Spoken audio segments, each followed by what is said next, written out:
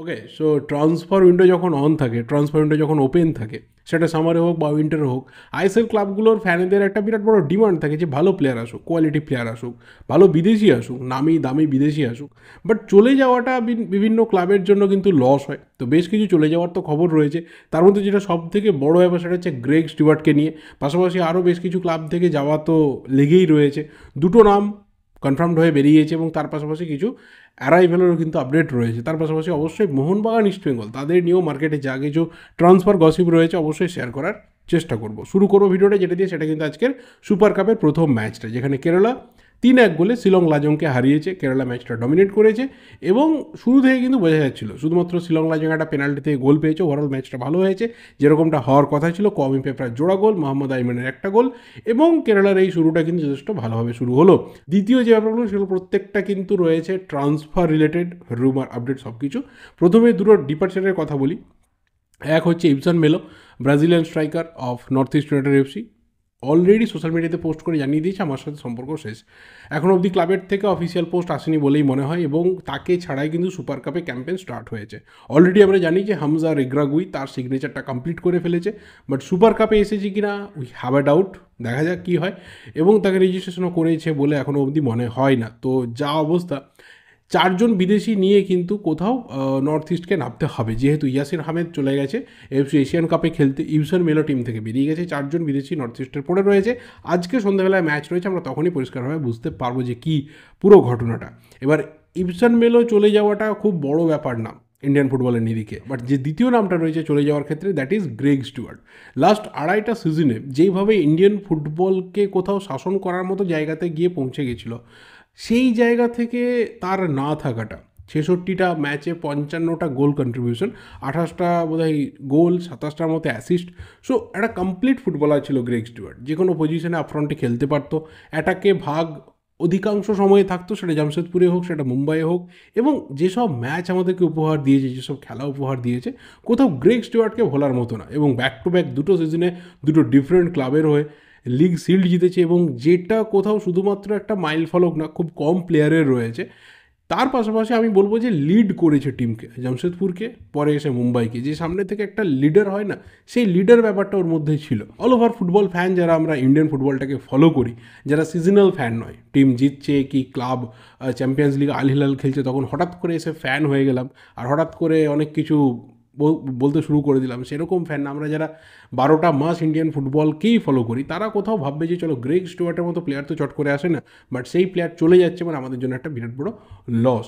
এবার মেন ব্যাপার যেটা হয়েছে যে মুম্বাইয়ের সাথে হয়তো একটা দূরত্ব তার তৈরি হয়েছিল এবং গত ট্রান্সফার উইন্ডোতে, মানে সামার ট্রান্সফার উইন্ডো থেকে কিন্তু একটা গুঞ্জন শোনা যাচ্ছিল যে গ্রেগ স্টুয়ার্ট সুইচ করতে পারে ক্লাবে। তো অনেকেই কী করেছিল, ইন্ডিয়ান ক্লাবের সাথে মার্জ করার চেষ্টা করেছিল, মোহনবাগানের সাথে মার্জ করেছিল, কেরালার সাথে মার্জ করেছিল, ওড়িশার সাথে মার্জ করেছিল, বাট সেরকমটা না। গ্রেগ স্টুয়ার্টের টার্গেটটা ছিল আবারও স্কটল্যান্ড ফিরে যাওয়া। আপাতত সেটাই কিন্তু হচ্ছে। কালকে স্কটল্যান্ড থেকে আপডেটটা প্রায় রাত্রি 1:30 নাগাদ বেরিয়েছে যে গ্রেগ স্টুয়ার্ট কিন্তু স্কটল্যান্ডের পথে, এবং মুম্বাই সিটি এফসির সাথে যে কন্ট্রাক্ট রয়েছে সেই কন্ট্রাক্ট কিন্তু সে বাতিল করে বেরিয়ে যাচ্ছে। নাও নেক্সট যে ব্যাপারগুলো সেগুলো কিন্তু প্রত্যেকটা অ্যারাইভেলের আপডেট অ্যান্ড রিউমার। যার মধ্যে প্রথমটা হচ্ছে কেরালা ব্লাস্টার্স, তারা আজকে অফিসিয়ালি পোস্ট করে জানিয়ে দিয়েছে যে লিথুয়ানিয়ার ক্যাপ্টেন ফেডার সেরেনিচ, এই প্লেয়ারটা কিন্তু আদ্রিয়ান লুনার পজিশনটাকে রিপ্লেস করতে আসছে এবং তাকে আপাতত সিজন শেষ অবধি একটা কন্ট্রাক্ট ধরানো হয়েছে। প্লেয়ারটা ফরওয়ার্ডের প্লেয়ার এবং লিথুয়ানিয়া জাতীয় দলের ক্যাপ্টেন। তার শুধুমাত্র মেডিকেল বাকি রয়েছে, সেটা হয়ে যাবে। 4 জানুয়ারি আমি একটা পোস্ট দিয়েছিলাম টেলিগ্রামে এবং ভিডিওর মাধ্যমে বলেছিলাম যে কেরালা কিন্তু পুরো বিদেশি ব্যাপারটাকে সেটেল করে ফেলেছে এবং তার কাছে কন্ট্রাক্ট পেপারও গিয়ে রিচ করেছে, শুধুমাত্র সিগনেচারটা অপেক্ষা রয়েছে।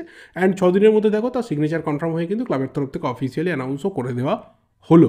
বাট এই সিগনেচারটা নিয়ে আপাতত কেরালা ফ্যান বলো বা ইন্ডিয়ান ফ্যান্সরা বলো, তারা খুব একটা হ্যাপি না। কারণ you are going to replace Adrian Luna, and Adrian Luna মানে একটা আলাদা ম্যাজিক্যাল প্লেয়ার, যে ক্রিয়েট করতে পারে, যে হাফ চান্সকে ফুল চান্সে কনভার্ট করে গোল করতে পারে, যার সেট পিসের দক্ষতা হাইফাই লেভেলের। এই প্লেয়ারটা ফরওয়ার্ডের প্লেয়ার, দুটো উইংয়ে অপারেট করতে পারে, কিন্তু তার যে লাস্ট সিজনটা, মানে সরি এই সিজনটা, এই যে 23-24 সিজনটা ছিল এরিয়াল লিমাসোল ক্লাবে, যেটা সাইপ্রাসের একটা ক্লাব, সেখানে 13টা ম্যাচে সুযোগ পেয়েছিল, বাট না গোল না অ্যাসিস্ট না কিছু।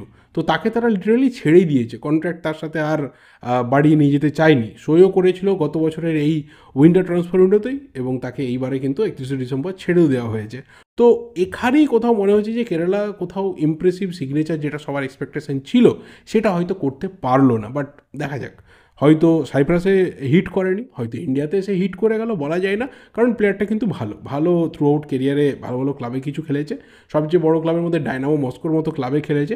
দেখা যাক কতটা ভালো পারফরমেন্স এখানে এসে করতে পারে, কারণ অলরেডি টিমটা যেভাবে পারফর্ম করছে, যেভাবে পুরো টিমের একটা ব্যালেন্স তৈরি হয়েছে, ডিমিট্রি ডায়ামান্টোকোস অ্যান্ড কোমে পেপরার যে জুটি তৈরি হয়েছে, সেখানে আমার মনে হয় যে ও এলে কিন্তু মানিয়ে নিয়ে ভালো খেলতে পারতে পারে। এর পরের ব্যাপারটা কিন্তু অবশ্যই রয়েছে এফসি গোয়ার ক্ষেত্রে। একটা রিউমার লিঙ্ক আপ রয়েছে রায়ান এডওয়ার্ডসের সাথে। রায়ান এডওয়ার্ডস একজন অস্ট্রেলিয়ান সেন্ট্রাল মিডফিল্ডার, আপাতত রয়েছে সেগুন্ডা ডিভিশন, মানে যেটা স্পেনের লা লিগা 2, সেখানে রয়েছে। এবং এই প্লেয়ারটাকে নেওয়ার জন্য আপাতত নাকি কথাবার্তা চলছে বলেই শোনা যাচ্ছে।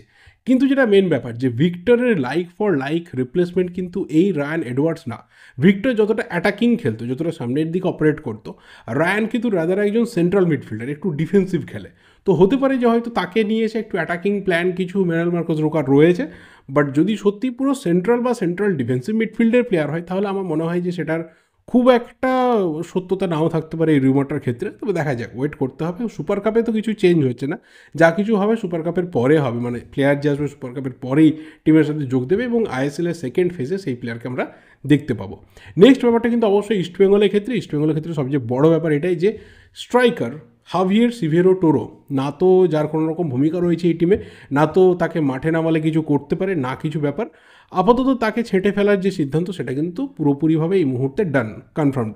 বাট তার পরিবর্তে আসছেটা কি? দেখো, ইয়াগো ফালকিউ সিলভা এখনও অবধি পুরোপুরিভাবে অফ হয়ে যায়নি তার ডিলটা, সেটা আটকেছে শুধুমাত্র মেডিকেলে। যদি সেটা মেডিকেল ব্যাপারটা কনভিন্সড হয়ে যায় আগামী দিনে, তাহলে হয়তো ইয়াগো ফালকিউ সিলভা ফাইনালি ইস্টবেঙ্গলে সই করতে পারে, কারণ তার ব্যাপারটা অ্যাডভান্স স্টেজে ছিল।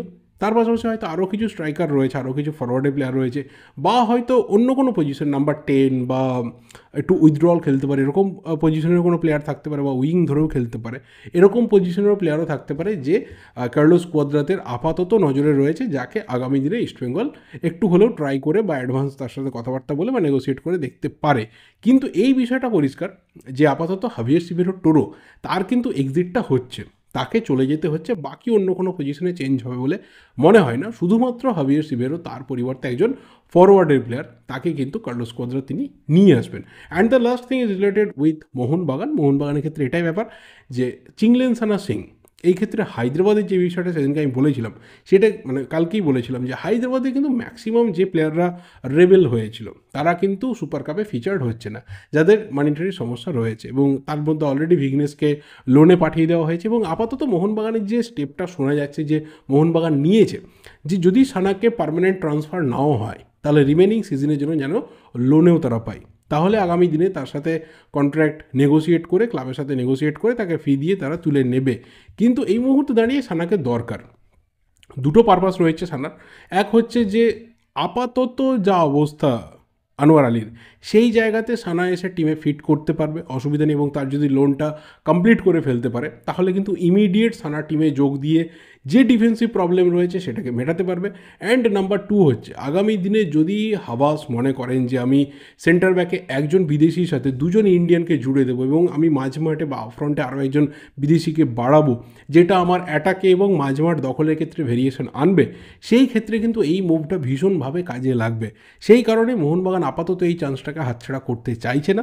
যদি লোন ডিলও সম্ভব হয়, যেখানে কোথাও কোনো বাধা থাকবে না, যেহেতু তার একটা ইস্যু তৈরি হয়ে রয়েছে, সেটা কী ইস্যু আগে অলরেডি ডিসকাস করা হয়েছে, নতুন করে বলে লাভ নেই, সেটাকে এড়াতে পারবে এই ডিলটা। অ্যান্ড ফাইনালি সানা সার্ভিসটা কিন্তু মোহনবাগান গ্র্যাব করতে পারবে। দেখা যাক সেটা হয় কি না, কতটা অবধি হায়দ্রাবাদ রাজি থাকে, কারণ হায়দ্রাবাদ এই প্লেয়ারদেরকে নিয়ে অ্যাকচুয়ালি কী করতে চাইছে, we are unaware about that.